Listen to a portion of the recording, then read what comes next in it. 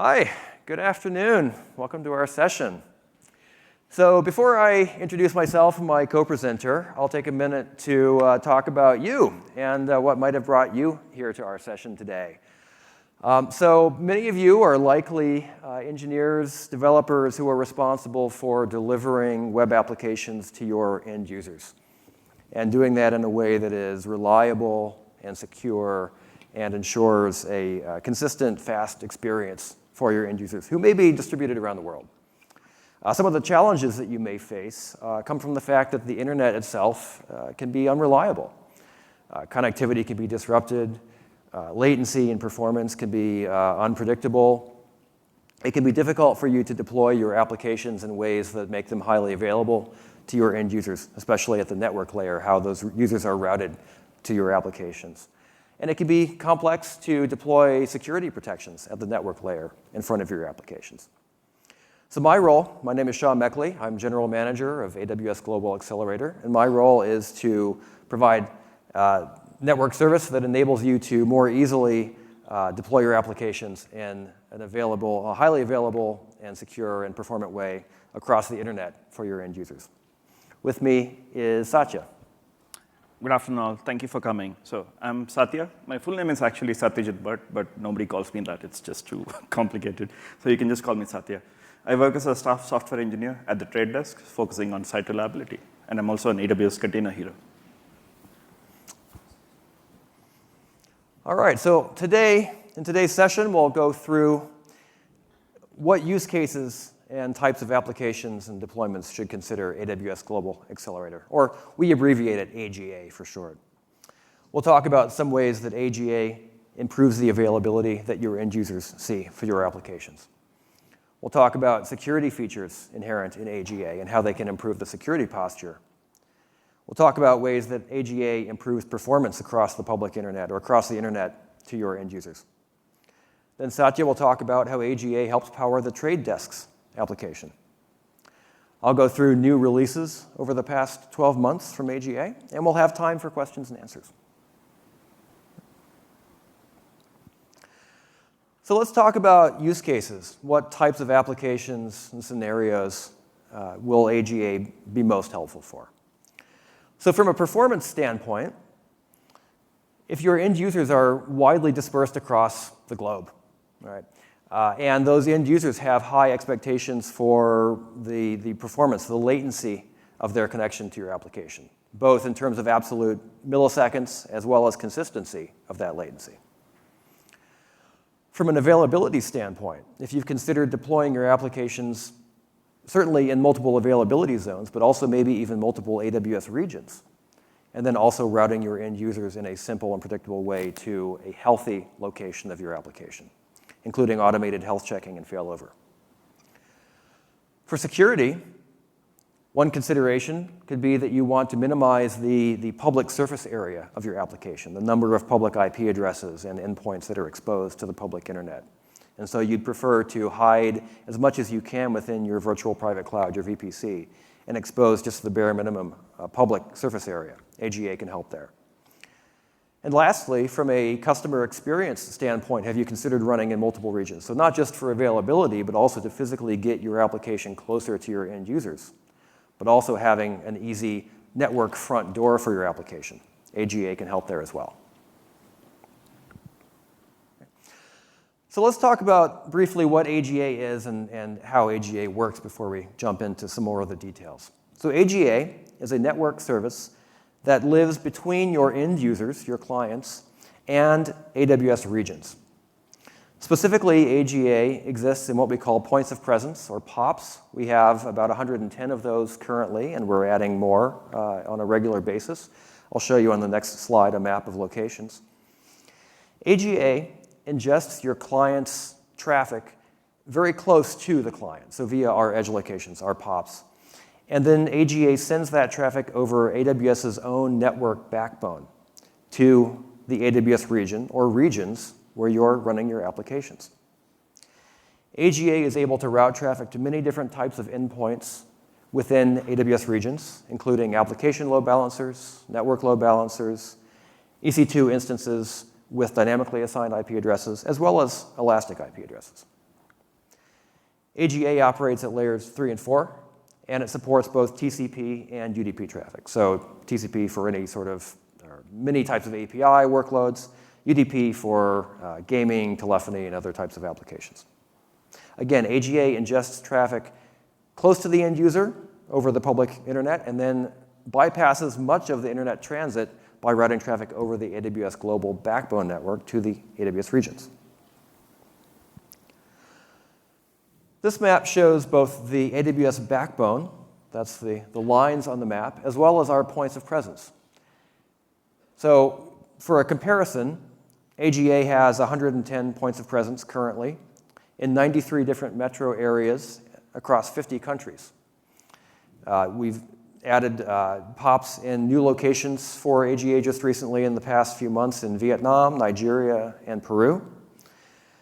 This is many more locations and countries than AWS has regions.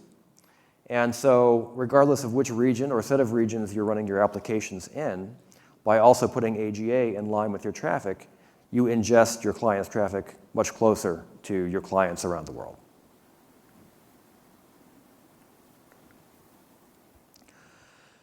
So those lines on that map show the AWS backbone connecting all of our edge locations and all of our regions. The backbone run by AWS has multiple redundant links between each location, and that's dedicated capacity for AWS traffic. Now, why does that matter? Why would that be noticeable for your customers? Well, to give a real-world example from earlier this year, in Southeast Asia, a third-party internet provider that carries much of the internet transit for that part of the world had a cable cut. Fiber optic cable was disrupted for over 2 days, so more than 48 hours of impact. And this meant that end users in many countries in Southeast Asia were unable to reach much of the internet. Customers of AWS running their applications, in particular in the AWS Singapore region, but also some other locations, saw that their end users in Southeast Asia were unable to reach those applications. Again, this is a third-party issue, happens on the internet. One particular customer, as an example here, is a gaming provider, and they run their game servers in the AWS Singapore region, serving that part of the world. This customer performed an emergency migration to AGA, basically bringing AGA in line with their application, and within minutes, connectivity was restored for their end users. The reason being that AGA ingested the client traffic at AGA's POPs close to those end users and completely bypassed the cable cut by routing that traffic over the AWS backbone instead. So let's talk about some ways that AGA increases availability for your customers' applications. When we think about AGA's availability, we think about it in really two dimensions. One is the architecture of the AGA service itself. Because AGA is in line with every packet of your client's traffic, we need to make sure that AGA itself is a highly available service. Second, then, is handling impairments that can happen both in front of AGA, so on the public internet, as well as behind AGA, meaning potentially your own applications or infrastructure in the AWS regions. So AGA can respond to impairments of your own application infrastructure as well. We'll talk about ways that AGA handles both of these types of availability. So talking about AGA's own architecture, we start with the concept of building redundancy within the AGA service itself. So each POP, or point of presence, and again we have 110 of these currently, consists of two redundant sets of physical infrastructure. So that ranges from a router to rack, servers within the rack.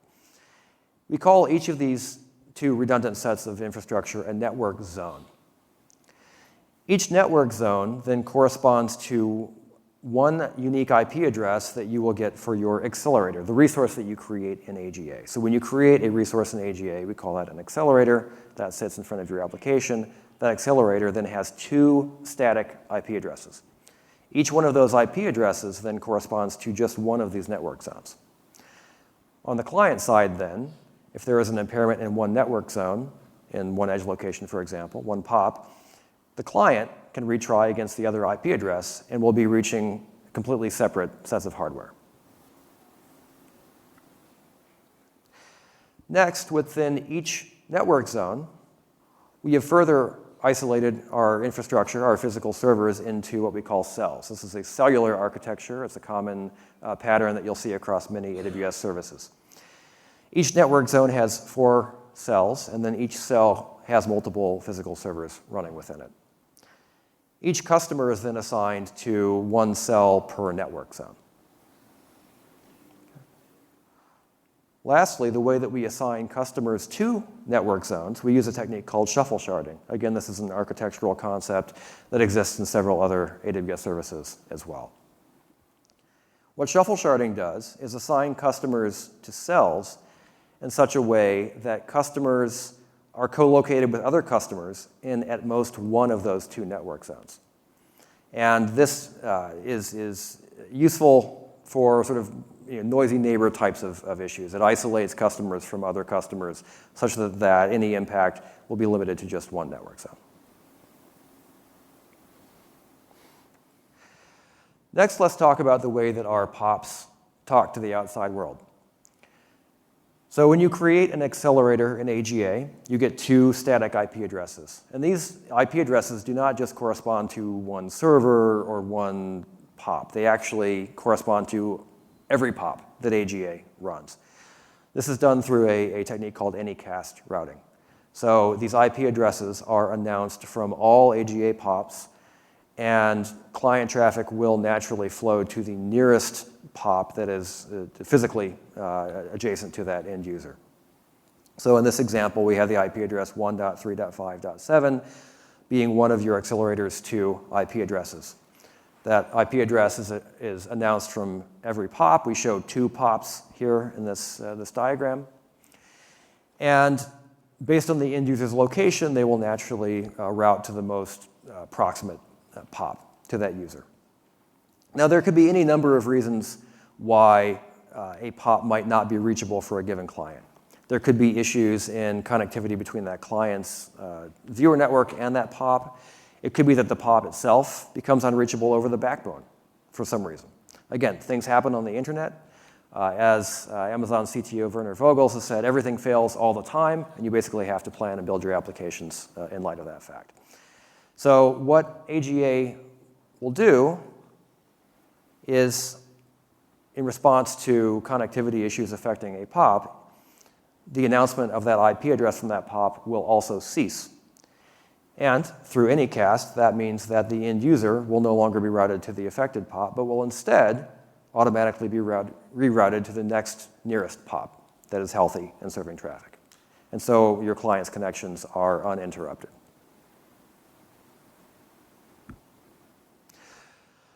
Now let's talk about how AGA can handle failures within your own application infrastructure. So again, things happen on the internet, and also things happen within your own applications. It could be a bad deployment, could be unhealthy infrastructure within your own regional architectures. AGA takes advantage of automatic health checking of every endpoint that you register behind AGA. And so you can register multiple endpoints either within a single region, across availability zones, across even multiple regions. AGA will automatically determine which is the best location to route a given end user. So if you're running your applications in multiple regions, AGA will understand where your end user is and route to the closest AWS region where you're running your application for that user. If AGA's health checks determine that that location is unhealthy, AGA will automatically stop routing traffic to that location. And AGA will instead reroute those end users to the next nearest healthy location. Now, it's important to note that there's another service within AWS, Route 53, the DNS service, that does something similar. And there are other services out there that also, at the DNS level, can reroute traffic around failures. Those are very useful. Many customers use them. Many AWS services, in fact, use them as well.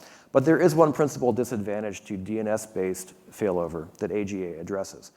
And that is that DNS-based failover relies on giving the client a different IP address to connect to in response to a DNS query from that client. Now, there are some standards there around how long those answers should be cached, and if everything is behaving properly in the DNS system, the client will make a new query, get a new IP address, and eventually connect to that new healthy endpoint. But in the best cases, that takes multiple minutes. And there is, for many, many use cases, a long tail of devices that simply will not query DNS like they should to get a new IP address. They may hang on to that IP address of the unhealthy endpoint for minutes, hours, even days. And so an advantage of AGA is that this failover happens behind a static IP address. The client doesn't actually need to do anything. Instead, the client is rerouted without the client having to do anything to the healthy endpoint. Because AGA is in line with the traffic, AGA is able to actually make that rerouting happen. Now let's talk about some of the ways that AGA provides security features and capabilities for your applications. Okay. So on this slide, we have the same application really shown twice. On the top, without AGA in line, so clients are connecting via the public internet directly to your application running in a region. On the bottom is the same application, but with AGA in line for the traffic.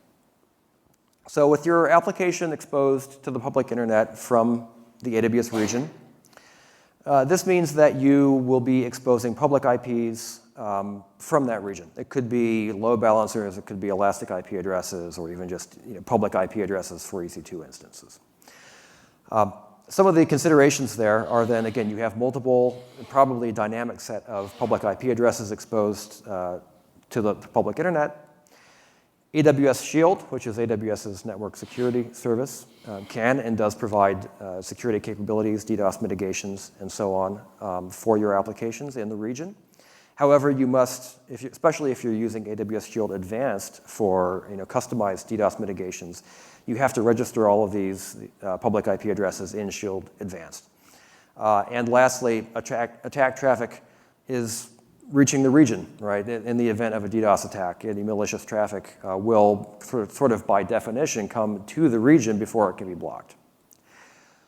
With AGA in line, we've actually added another location that is distributed around the world. We have, again, 110 edge locations where we perform DDoS mitigation in cooperation with AWS Shield and can perform other mitigations as well. So AGA can actually stop much of that attack traffic before it gets anywhere close to the region. In fact, it's as close to the attacker as possible. And so this is a very effective way to absorb and mitigate DDoS attacks by bringing that mitigation closer to the attacker rather than closer to your application. Other advantages include that the endpoint IP addresses in your region can all be private IP addresses. In fact, you don't need public IP addresses exposed in your regional application at all. The public IP addresses are taken care of by those two static IP addresses exposed by AGA. That can also then make it easier for you if you need to allow list your application in a client's own firewalls. You have a predictable set of IP addresses to allow list instead of a dynamic set of IP addresses from your regional endpoints. Some additional security capabilities that are built into the AGA service include rate limiting based on known endpoint capacity, and this is done, again, at our edge locations, our POPs. AGA has always-on mitigations for a number of common DDoS attack vectors, both TCP and UDP-based. And the private IP addresses that you're able to conceal in your region are behind a fixed set of IP addresses that, again, make it easier to allow list your application if your clients need to implement firewalls, for example, on their side before reaching your application.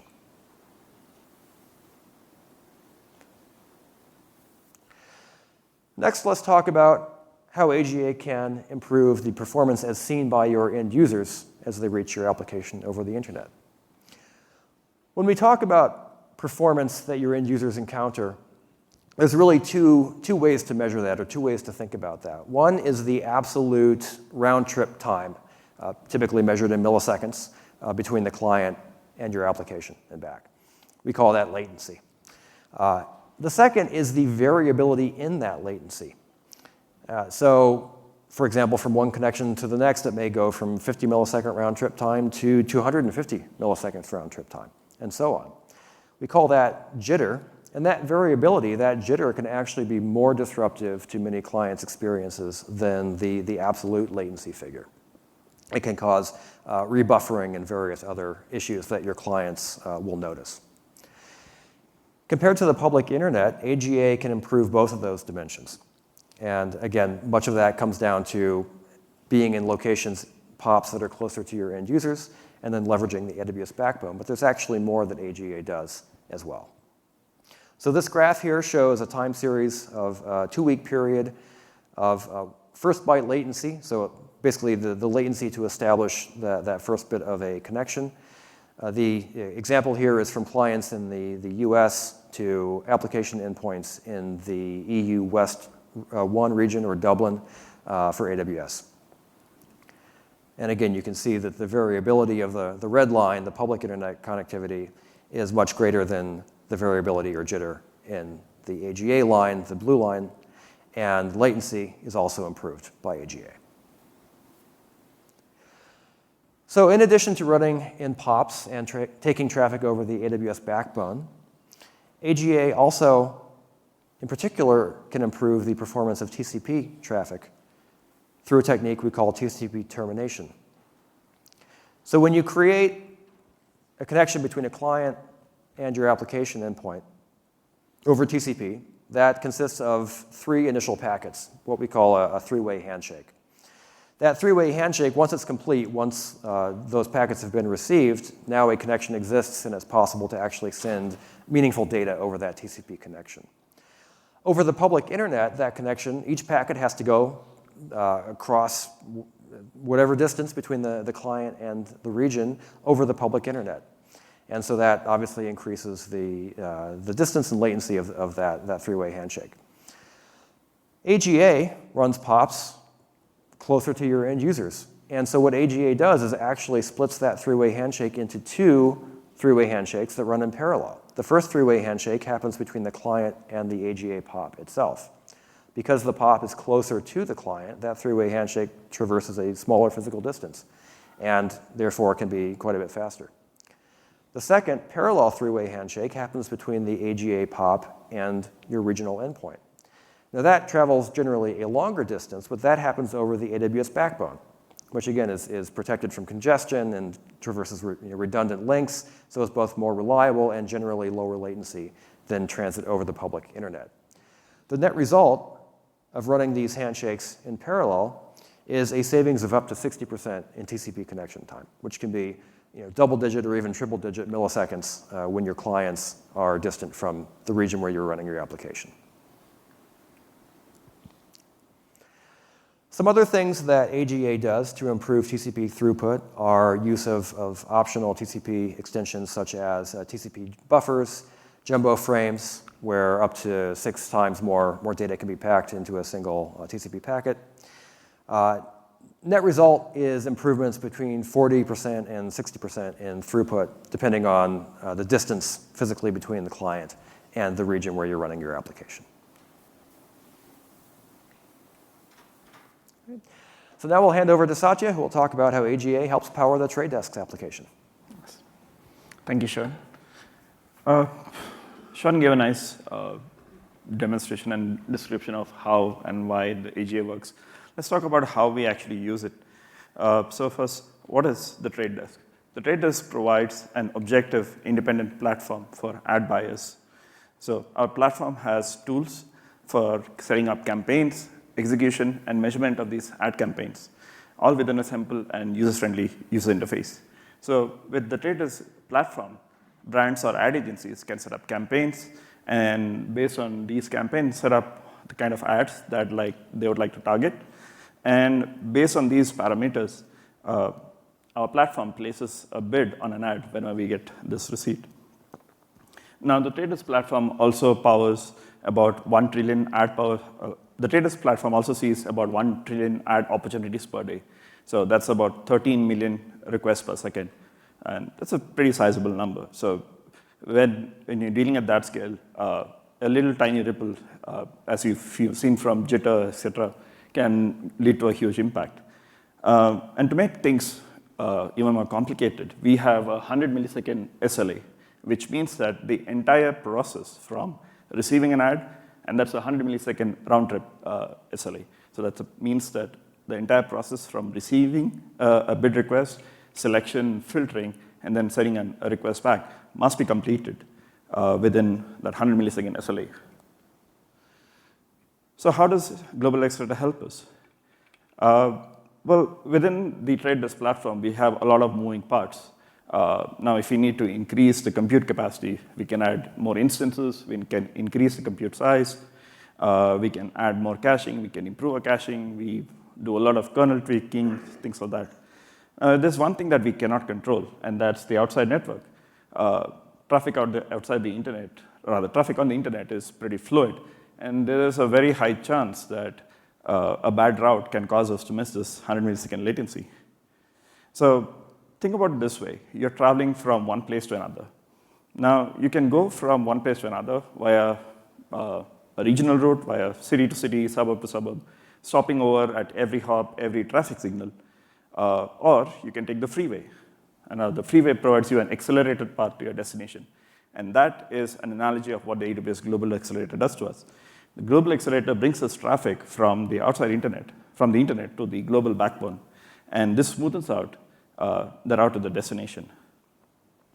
The Global Accelerator also has Anycast, and that means that the same set of IPs is advertised across different parts of the world, and whichever is the closest point of presence, that gets addressed to.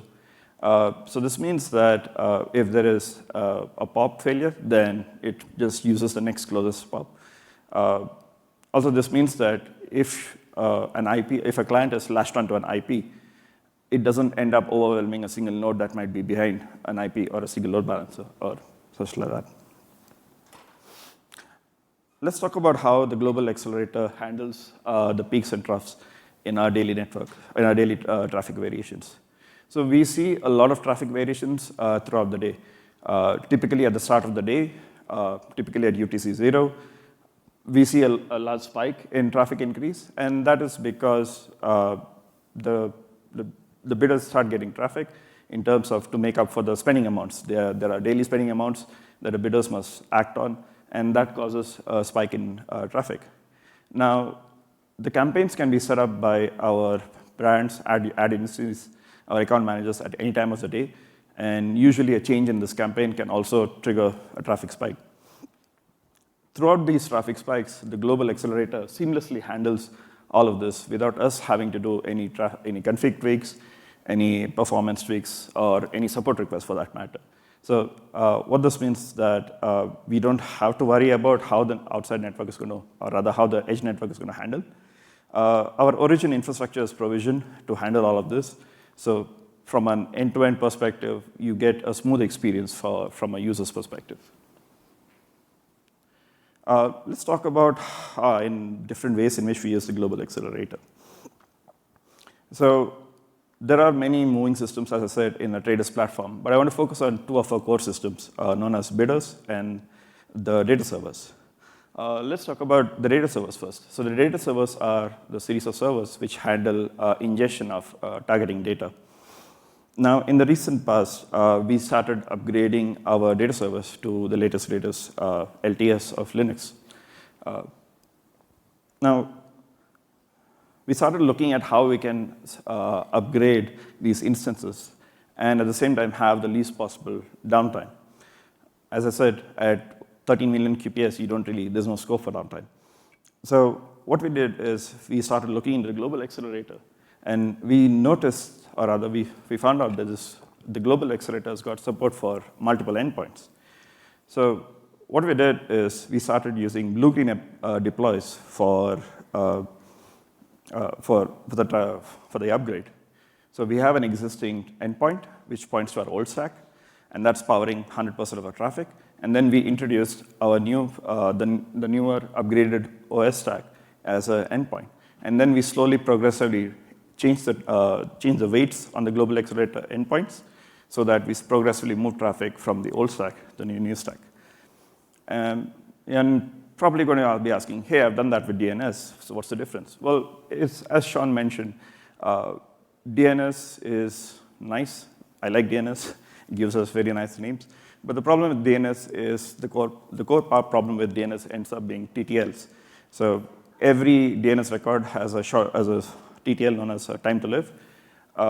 If you have really good clients, they will respect DNS. If you have excellent clients, they will be even faster than the TTLs. And then you will have some clients which don't respect your TTLs. In practice, and this is not just in terms of the traders, even in my previous role, I've seen clients not respecting DNS, clients holding on and latching onto connections for really long. And I'm talking not minutes, not days, weeks. And we've had cases where we have to reach out to the vendor and say, hey, you're still latching onto non-existent connections. Can you, I don't know, restart your systems or something, stuff like that. So now with using a blue-green approach of moving endpoints, moving traffic from one endpoint to another, we were able to get fast feedback. So, and if there was any adverse impact, we could immediately roll it back. And the traffic and the changes to these endpoint weights are near instantaneous. I think probably the metrics would be slow to catch up than how the response would be. And let's talk about our bidding systems. So the bidders are the pieces of code which runs and handles how a bid gets selected. The bidders are run as containers on EC2 instances, and these EC2 instances are managed by an autoscaling group. The Global Accelerator does not have native integrated support with autoscaling group, so we went the event-driven approach. Now, when an instance is launched or terminated, it emits out an event. Now, this event is captured by EventBridge, and we listen to these events. So when an instance starts up, it emits a EC2 instance launch successful event, and similarly, when it gets terminated, it emits out another such event. So we wrote a Lambda which gets triggered on these events, and this Lambda then determines to which GA, to which global accelerator this EC2 instance should be added as an endpoint to. It takes a couple of minutes or so for our EC2 instances to be ready to accept traffic, because the instance has to be ready, it has to boot up. There needs to be some config changes, there needs to be some data caching, etc. But we don't have to worry about this, and that's because the global accelerator has got support for health checks. So all we do is we return this EDA event-driven approach where an instance starts up, a Lambda adds it to the global accelerator, and we don't have to worry it. Why? Because as long as the health checks are failing, the traffic is not routed by global accelerator to this endpoint. And when the health checks start passing, it gets added on to the endpoint and it starts serving traffic. Similarly, when an instance gets removed, it gets terminated, the global accelerator health checks ensure that these are removed. So you don't have to worry about traffic being routed to non-existent endpoints. Let's talk about what we are doing next, exploring. This is something we actually recently completed, so this is more of a just fresh, hot out of the press sort of a thing.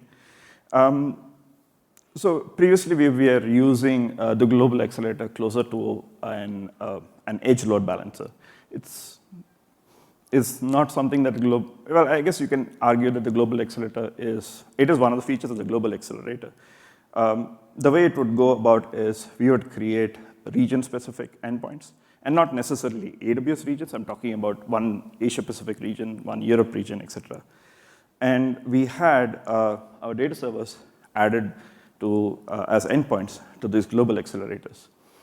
So our account managers would then reconcile and ask our clients, like, which region you are in, and they would have to give them the endpoint, saying that, oh, you're in Asia, so this is our URL endpoint for our Asia region. So we've been rethinking about this approach. Rather, we started thinking about how we can improve this. So, and what we did was, instead of having region-specific endpoints, we moved to a unified global accelerator endpoint, like how global accelerator is meant to be used. So now, instead of having region-specific endpoints, what we do is provide a unified endpoint. So that means that the traffic hits the global accelerator, And then the G8, the global accelerator, does the hard work of routing it to the closest endpoint group.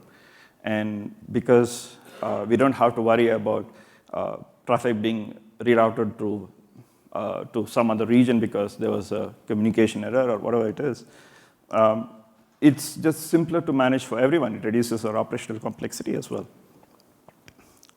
And within each global accelerator, you've got different endpoints. So if you want to do an entire region-wide slow blue-green deployment, you can combine this unified approach plus the endpoint-specific approach for delivery of your application as well. Let's talk about what we've been exploring as well. So the global accelerator's got this really nice feature called as traffic dials. So essentially, it lets you control how much portion of a traffic should be delivered to that endpoint group. Now, bear in mind that this is actually the traffic that is already destined to that group. So in this diagram you see, so you've got AP Southeast 1 and AP Northeast 1. These are two different endpoint groups. In the first Southeast one, you've got 100% traffic going to the endpoints. And in the second one, you've got 50% traffic going to each of the endpoints. So now, using these traffic dials, you can control how much portion of traffic you want to send to Southeast 1 or the other regions. So what happens if the amount of traffic exceeds your traffic dial set? So the global accelerator will then reroute the traffic to your other endpoint group. You might be saying, well, doesn't that defeat the purpose of global accelerator? Well, in practice, we've seen that when behind the global accelerator, the latencies are still quite manageable. And in many cases, if you don't serve a bid, we lose money, right? So instead of completely dropping traffic, we just reroute it to the other regions. Does it mean, do you get a little bit of a slow response? Sure, but it's still within our SLAs, so we don't have to worry about that. And we're still experimenting with this. There's still a fair bit of questions, but we look forward to experimenting with this next. And I'll give it to Sean, who will talk about what's new with the global accelerator. Thanks, Satya. Thank you, Sean. So let's look at what AGA has released to customers in the past approximately 12 months. We'll go through some of the new features. First is full IPv6 support for all endpoint types.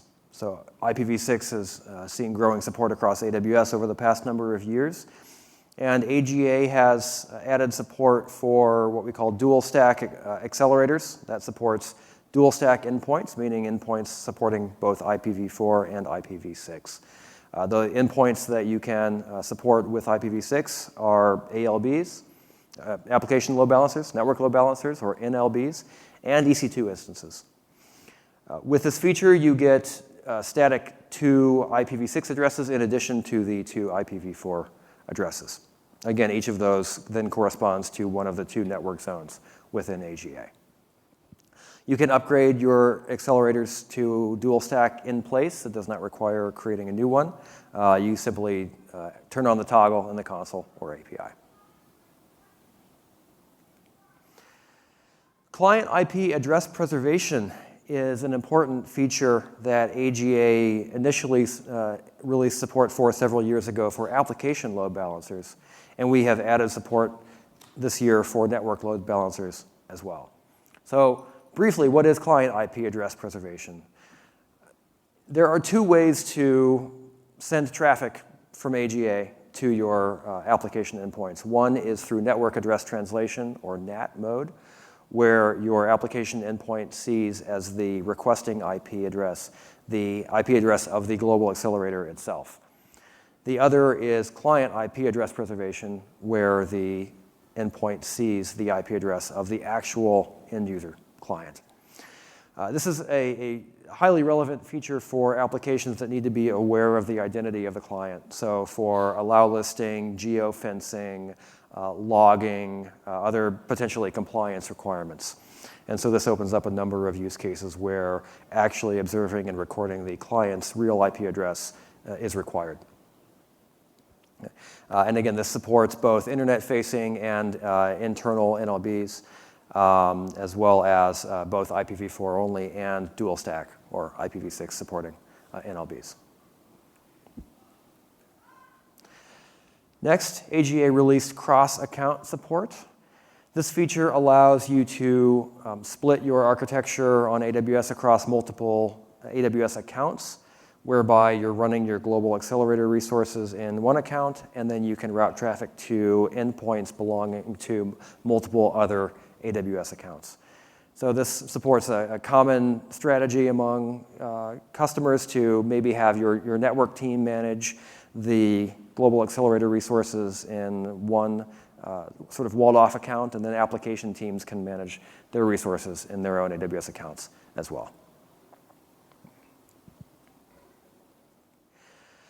So to summarize, AGA is a service designed to provide greater availability, reliability, security, and performance for your end users reaching your applications over the internet. Every component within AGA is designed really for that purpose of bolstering availability and resiliency, both within the service itself and then also rerouting around and adapting to failures on the public internet. AGA isolates you from internet issues such as cable cuts, congestion, things generally lumped under the category of internet weather. And the end result of all of that is providing a consistent and stable, highly performant experience for your end users. So we'll put this slide back up after the presentation. These are some QR codes to some getting started resources, CloudFormation template with a getting started example, some documentation links.